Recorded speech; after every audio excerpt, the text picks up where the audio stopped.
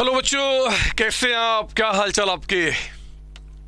आज मेरे बच्चे सीएमए फाइनल सीएफआर का जो पेपर है 2016 सिलेबस का एंड 2022 सिलेबस का, इन दोनों ही पेपर का एक डीप एनालिसिस लेकर मैं आपके पास आया हूं।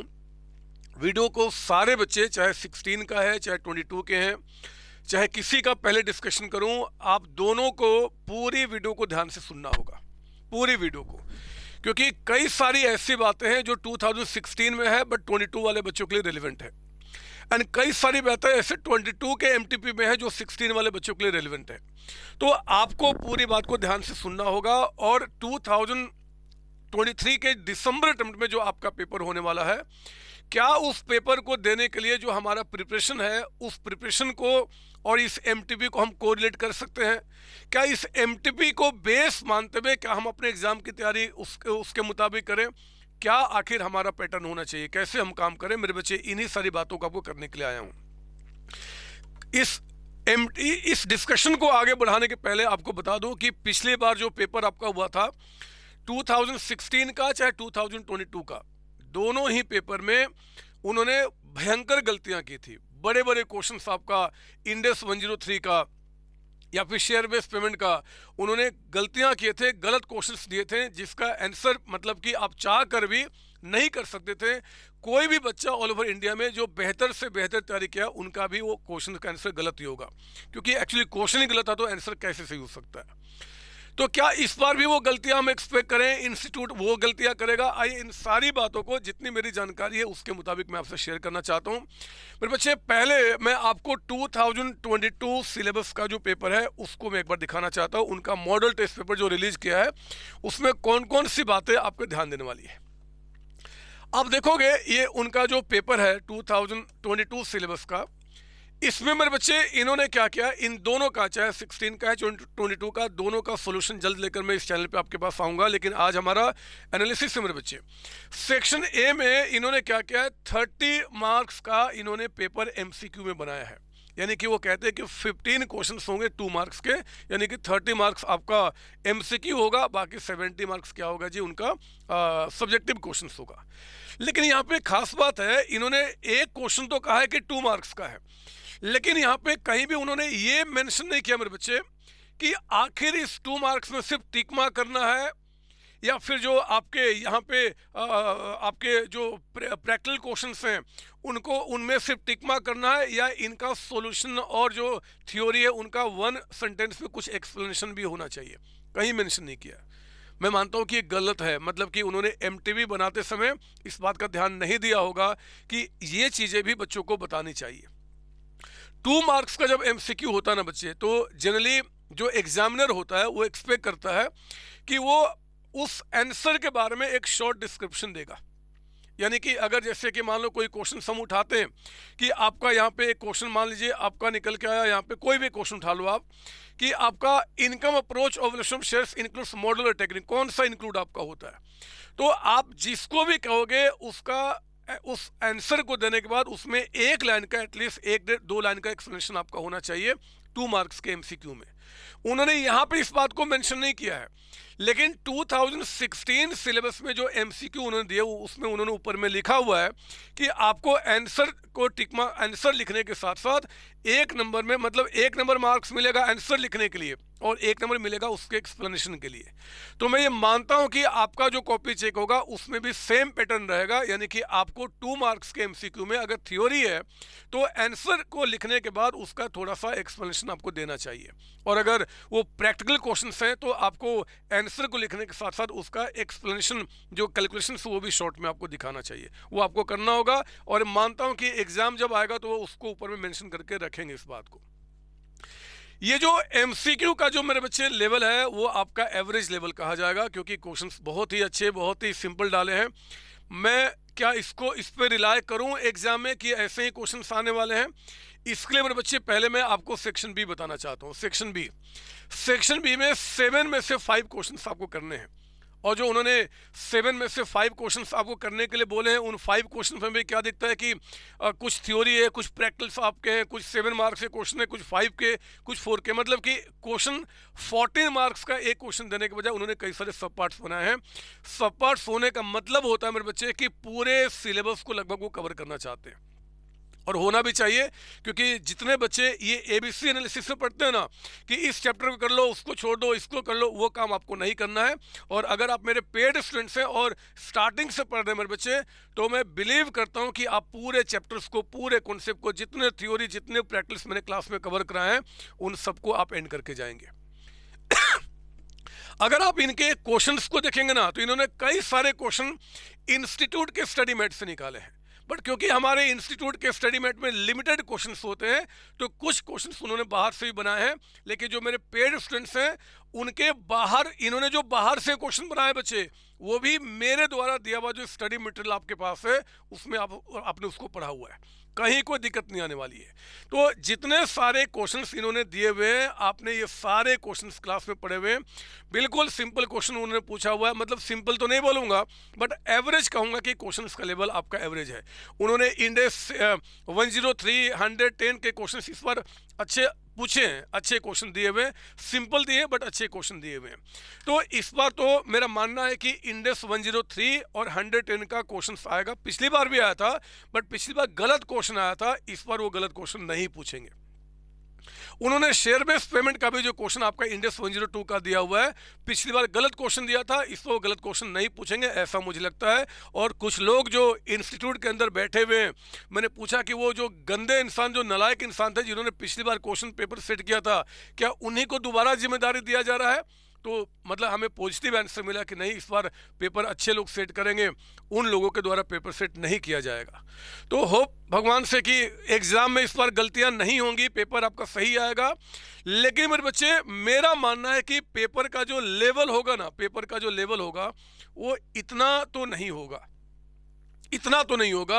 आपको, आप मेरी बात से डरना नहीं। मैं आपको अगला जो 1.5 महीने का टाइम पीरियड अभी बचा हुआ है ना आपका, लगभग 1.5 महीने का, उस पीरियड को यूज करने का मैं आपको तरीका बता रहा हूँ। बिलीव कीजिए, अगर आप मेरे पेड स्टूडेंट्स हैं, चाहे आप जिस फैकल्टी से भी पढ़ रहे हैं, जितने क्वेश्चंस की प्रैक्टिस आपको क्लास में कराई गई है, जितने कॉन्सेप्ट आपको कराए गए हैं, उन सब का प्रॉपर आप रिविजन करके जाइए।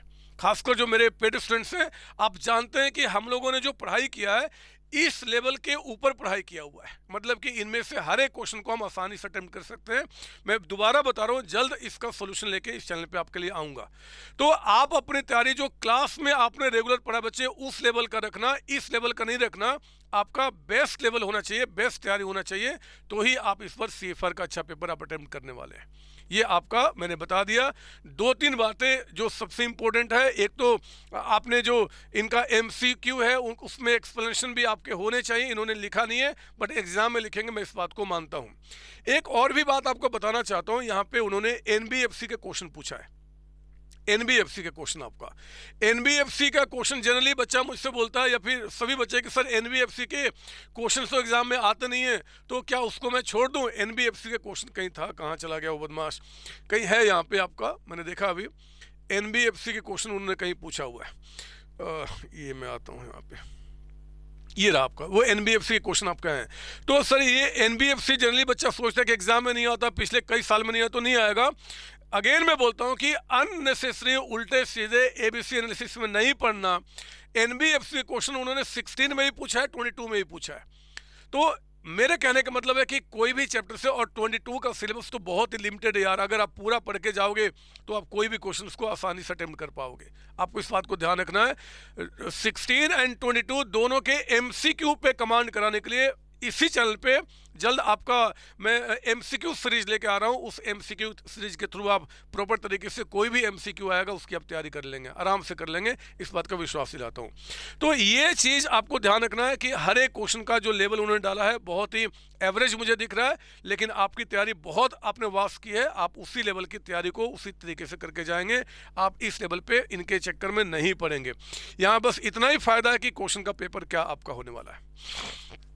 ना अगर मैं आता हूं 2016 सिलेबस के पेपर के पास, तो 2016 सिलेबस मेरे बच्चे अगेन यहाँ पे जो आप लोग बहुत ज़्यादा परेशान पिछली बार हुए थे, जो पिछली बार बच्चों ने एग्ज़ाम दिया था, उसमें आपका परेशानी था जी, पहले तो एक आपका वो एस और इंडेस का, एस के क्वेश्चन उन्होंने बहुत ज़्यादा पूछ दिए थे एज कंपेयर टू इंडेस के। लेकिन मेरे बच्चे पिछली बार का भी अगर एमटीपी आप देखोगे ना, पिछली बार का भी एमटीपी, तो उन्होंने लगभग सेम टाइप ऑफ एमटीपी पिछली बार भी निकाला था। बहुत ध्यान से मेरी बात सुनना, मेरा मकसद किसी भी बच्चे को परेशान करना, डराना नहीं है। मैं चाहता हूं कि आप बेस्ट तैयारी करके एग्जाम देने जाएं। आप पिछली बार क्या हुआ था बच्चे कि पिछली बार का एमटीपी देखेंगे, वो भी आपका एवरेज एमटीपी था, बट एग्जाम में जब क्वेश्चन आया तो उन्होंने क्या किया, उल्टे सीधे क्वेश्चन पूछ दिए, गलत क्वेश्चन पूछ दिए। एक्चुअली उल्टे सीधे क्या, जितने टॉपिक्स थे एग्जाम में, अगर अच्छे क्वेश्चन आते हैं ना, कितना भी लेवल हाई कर दो बच्चा सॉल्व कर लेता है।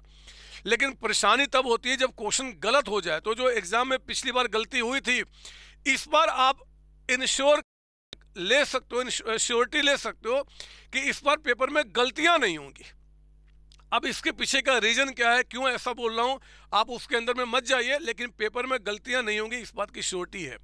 लेकिन मेरे बच्चे इन्होंने क्या किया ना, अगेन एमटीपी में आप देखेंगे 90% क्वेश्चन इन्होंने इंडेक्स से डाला हुआ है और 10% आपका एस पे है। और पिछली बार भी ऐसा ही हुआ था एमटीपी में, बट एग्जाम में क्या हुआ कि 90% क्वेश्चन वो एस का पूछ देते हैं और 10% आपका इंडेक्स का पूछ देते हैं। तो आपको अगेन इस बात को ध्यान रखना होगा। मैं चाहूंगा कि जितने बच्चे आप पढ़ रहे हो मुझसे चाहे किसी और से, मैंने खासकर जो मेरे बच्चे, मैंने उनको एक स्ट्रेटजी आपको दिया था हमेशा कि आप सेक्शन ए पार्ट 2 से शुरू कीजिए, इंडेक्स 1 से शुरू कीजिए, फिर section B C D E आप एंड करो, आप पूरा एंड करो, उसके बाद अकाउंटिंग स्टैंडर्ड को पढ़ो। आप, मैंने आपको ये बात बोला हुआ है, आप उसी प्रोसेस में चले भी हो। जितने बच्चे स्टार्टिंग से पढ़ रहे हैं मेरे, वो सारे कोर्स खत्म कर चुके हैं and they are now mastered, they can do anything. अगर इस एमटीपी की बात करें, ये बच्चे का खेल है, कोई भी मेरा बच्चा बना सकता है। लेकिन मेरे बच्चे ध्यान देना इस बात को कि आप अगर लास्ट में, मतलब कि पिछले 2-3 महीने से पढ़ रहे हैं और आपने एस की तैयारी नहीं किया है, तो 2016 के जितने भी बच्चे, यानी कि आपकी बात कर रहा हूं, मेरा एक अकाउंटिंग स्टैंडर्ड का मैराथन यूट्यूब पे है, उसको जरूर देख लेना मेरे बच्चे, जरूर देख लेना। अगर उसको भी देख के आप चले जाओगे ना, तो इस बार जो पेपर आपका बनने वाला है, अकाउंटिंग स्टैंडर्ड बेस्ड जितने भी क्वेश्चन बनेंगे, उसका 70-80% क्वेश्चन आप आराम से अटेम्प्ट कर लेंगे और वो आपका अच्छा खासा वेटेज रखने वाला है। अगर मैं इस पर रिलाय ना करके जो फैक्ट वो पिछले 2-3 अटेम्प्ट से किए जा रहे हैं उस पर ध्यान रखूँ, तो मैं चाहूंगा कि हर एक जो बच्चा मेरा पूरी क्लास खत्म कर लिया वो तो ठीक है, जिन्होंने पूरी क्लास खत्म नहीं किया है उनको क्या करना है कि एस का जो मैराथन है, आप 17-18 घंटे डिवोट करोगे, वो पूरा का पूरा आपका कंप्लीट हो जाएगा। तो उसमें कम से कम आपके नहीं भी तो एग्जाम में 30-35 नंबर तक आप अपने आप को आगे बढ़ाने की कैपेसिटी रख पाओगे, अगर वो कर जाते हैं तो। अगर वो मैक्सिमम टू मैक्सिमम एस पूछते हैं तो भी मेरे बच्चे। और आपका एस का जल्द ही एमसीक्यू सीरीज लेके आ रहा हूँ आपके इस चैनल पे, उसमें सारे जितने भी एस, जितने भी इंडेस हैं, उनमें जितने भी एमसीक्यूज बन सकते हो सब मैं प्रैक्टिस कराऊंगा। रियली मैं उस पर काम कर रहा हूँ आपके लिए। आप देखोगे इन्होंने देखो यहाँ पे लिखा है कि choose the most appropriate answer from 4 alternative, 1 mark for right answer and 1 mark for justification. Again यहाँ भी इन्होंने 2-2 मार्क्स के दिए हैं। तो यहाँ पे वो बात लिखा, बट 122 में नहीं लिखा। बट याद रखना, मैं मानूंगा कि यही चीज वहां भी होने वाला है और आपको जस्टिफिकेशन अपने आंसर पे देना ही होगा, शॉर्ट में ही, बट देना पड़ेगा। अगेन एक चीज और मैं आपको बताना चाहता हूं, मेरा मानना है मेरे बच्चे कि ये सिलेबस जो इन्होंने एमटीपी बनाया है ना, इस एमटीपी को बनाते समय भी उन्होंने क्या किया है कि बहुत ज़्यादा मेहनत नहीं किया कि पैटर्न क्या होने वाला है, क्या रखने वाले हैं, या फिर हम एक अच्छे क्वेश्चन कुछ नया ट्रिकी यहाँ पे डालें। उन्होंने बिल्कुल मेहनत नहीं किया। मैं इसको पता है कैसे श्योर करना चाहता हूँ। आप देखोगे यहाँ पे इन्होंने जितने सारे क्वेश्चंस दिए ना, उसमें फाइनेंशियल ईयर क्या किया जी, 21-22, 19-20, 22-23 एक उन्होंने लिख दिया। और भी यहाँ देखेंगे आप क्वेश्चन के अंदर में 21 का क्वेश्चन, 22 का, जबकि करंट ईयर चल रहा है आपका 23। तो ये देख के लगता है कि उन्होंने एक फॉर्मेलिटी पूरा किया है कि हाँ जी एमटीपी बनाना है तो चलो कुछ भी क्वेश्चंस यहाँ पे डाल लेते हैं। मैं रिपीट कर रहा हूँ, आपको डरा नहीं रहा, मैं आपको बेस्ट प्रिपेयर्ड करना चाहता हूँ। मैं चाहता हूँ कि इनके एमटीपी पे 100% आप रिलाय करने के बजाय आप क्या करें कि जो आपने तैयारी की है मेरे बच्चे, उस पर आप पूरा का पूरा उसको ध्यान दीजिए, उसको अच्छे से बेहतर से तैयारी कीजिए, उसका रिविजन कीजिए, एग्जाम देने जाइए। इस बार इस बात की तो पक्का है कि गलत क्वेश्चंस नहीं होंगे, गलत क्वेश्चंस नहीं होंगे, ये कंफर्म्ड है। लेकिन आपका इस एमटीपी के लेवल पे रिलाय करके आप एग्जाम में मत जाना, आप अपना लेवल को और हाई रखना। अगर इस लेवल का आ गया बहुत अच्छी बात है, अगर इससे हाई भी आ गया तो आपने जो प्रिपरेशन किया है वो दी बेस्ट है, आप उसी पे विश्वास करेंगे। यहाँ पे आप देखोगे उन्होंने 30 मार्क्स का 22 सिलेबस में दिया है जी आपका, और हमारे में क्या है जी 20 मार्क्स के एमसीक्यू उन्होंने दिए हुए, यानी कि हमारे में 10 आपके क्वेश्चंस आएंगे एमसीक्यू बेस्ड आपका। 80 मार्क्स इन्होंने क्या किया, यहाँ पे हमारे पास दिया हुआ है 80 मार्क्स आपका, अगेन 7 में से हमें 5 क्वेश्चंस करना है। यहाँ पे आपका 80 मार्क्स आपका है, और इनमें भी क्वेश्चंस का जो लेवल है इस बार उन्होंने क्या किया है कि इंडेक्स 103 एंड 110 पे इन्होंने क्वेश्चंस डाले हैं। तो पता नहीं, मतलब कि मैं मानता हूँ कि इस बार AS14 और AS21 जो दो AS पे बार बार वो क्वेश्चन पूछते थे, उसके जगह पे एमटीपी में क्या किया जी इन्होंने आपका इंडेक्स 103 एंड 110 आपका किया हुआ है। पिछली बार के भी एमटीपी में यही काम किया था, पिछली बार के एमटीपी में भी, बट क्वेश्चन क्या किया 14 एंड 21 का पूछ दिया लगातार, पिछले 3-4 अटेम्प्ट से आपका हो रहा है। तो मेरे बच्चे आपको इंडेक्स 103 एंड 110 की तो तैयारी आपको रखनी ही रखनी है। इन सब का रिवीजन कई सारे लेक्चर्स ऑलरेडी मेरे चैनल पे हैं, कई सारे मैं लेकर आने वाला हूं पूरे नवंबर के अंदर में, तो आपको बेहतर प्रैक्टिस कराऊंगा, रिवीजन कराऊंगा।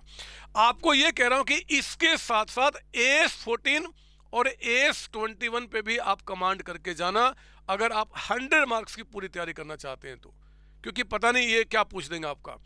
AS14 कंप्लीट AS14 सिर्फ 3 क्लास में मैंने चैनल पर रखा हुआ है, अगर उस 3 क्लास को आप देख लें तो AS14 में जो पिछली बार भी जो क्वेश्चन आया था, उसके पिछली बार भी आया था, सब कुछ उसमें हमने कवर किया हुआ है। AS14 पढ़ लेंगे 3 क्लास में, पूरा AS14 खत्म हो जाएगा।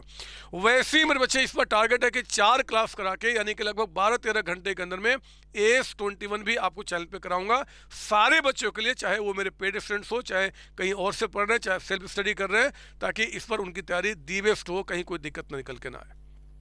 ठीक है ना। तो इन शॉर्ट मेरे बच्चे मैं आपको यहाँ पे बता देना चाहता हूँ, ये बार बार मैं बोलना चाहता हूँ कि क्वेश्चन जो इन्होंने डाले हैं ना, ये आपका मुझे लगता है कि ये पता नहीं क्यों उन्होंने 22, 21, 20, 19 की भी बातें कई जगह की हुई हैं। शेयर बेस्ड पेमेंट का जो क्वेश्चन इस पर डाला उन्होंने ठीक डाला हुआ है, पिछली बार जो गलतियाँ थी वो नहीं दिख रहा है यहाँ पे। एक बार मैं समराइज करना चाहता हूं आपके सिलेबस को, 22 हो चाहे 16 हो, एमटीपी के लेवल पर विश्वास नहीं कीजिए, आप इनसे बेहतर तैयारी किए हैं, आप उस तैयारी पर विश्वास कीजिए, बट आएगा क्वेश्चन उसमें से जो आपने पढ़ा हुआ है। जो 16 के बच्चे हैं इनका एमटीपी मेरे बच्चे मुझे लगता है कि ये एमटीपी एवरेज लेवल का है, बट क्वेश्चन इस लेवल का वो नहीं पूछेंगे। एग्जाम में इस बार क्वेश्चन गलत नहीं होंगे, इस बात की तो श्योरिटी है, बट क्वेश्चन का लेवल थोड़ा अच्छा होगा, ट्रिकी होगा। उन ट्रिकी को काउंटर करने के लिए अपने सारे बच्चों के लिए जितने भी एमसीक्यू क्वेश्चंस बन सकते हैं वो आपका 2-3 दिन के अंदर मेरे चैनल पे आना शुरू हो जाएगा, और जितने ट्रिकी क्वेश्चंस हो सकते हैं जो हम लोगों ने क्लास में किए उनका भी निचोड़ लगा के मैं एक सीरीज आपको यहाँ पर लेकर आ रहा हूँ। आप चैनल पर बने रहें, तैयारी अच्छी कीजिए, एग्जाम तरीके से दीजिए, और आप इस बार दी बेस्ट तरीके से प्रिपेयर होके सीएमए क्वालिफाई करने वाले हैं, मैं इस बात का आपको विश्वास दिलाता हूँ। ये वीडियो सिर्फ और सिर्फ आपको इस बात को मोटिवेट करने के लिए है कि आप अपनी तैयारी को टॉप लेवल का रखें जो आपने अभी तक पढ़ाई किया है। कोई बच्चा कोई कह दे कि पेपर इस पर सिंपल आने वाला है तो आप ऐसा दिमाग हो कि यार ठीक है टफ क्वेश्चन नहीं करता, वो काम आपको नहीं करना है।